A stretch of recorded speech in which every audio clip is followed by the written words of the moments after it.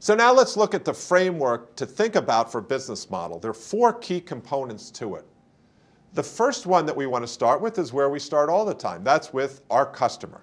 Let's look at this through the eyes of our customer. How would we do that?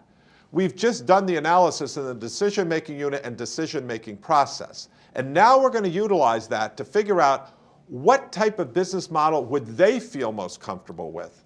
Our business model needs to take that into consideration. We want to decrease the risk for them. We want to decrease the friction for them to make a decision. You say risk. What exactly do you mean by that?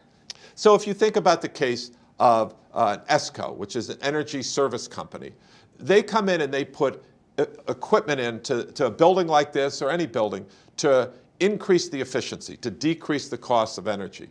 So what they do is they come in and they will install that, but the customer doesn't realize the benefits until later.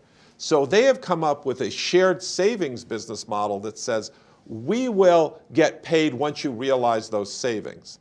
And that has made it very easy for the customer to acquire their services because they don't have to pay until they see the results. Now, that's almost an ideal scenario, and it's hard to implement most situations because it's hard to track, and you as a company may not be able to sustain it. But it pushes the risk from the customer to you. What we're saying in designing a business model is not that we're going to take the risk or the customer takes the risk. It's not a zero-sum game. A business model, when well designed, can eliminate risk for both the customer and the startup and the new venture. And that's the ideal business model because that's a win for both sides.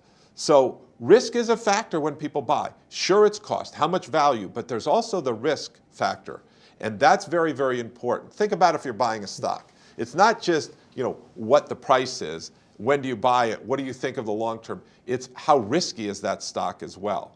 And so it's likewise here when you think of a customer. So a good business model can decrease the risk for you and for your customer, and that is a successful business model.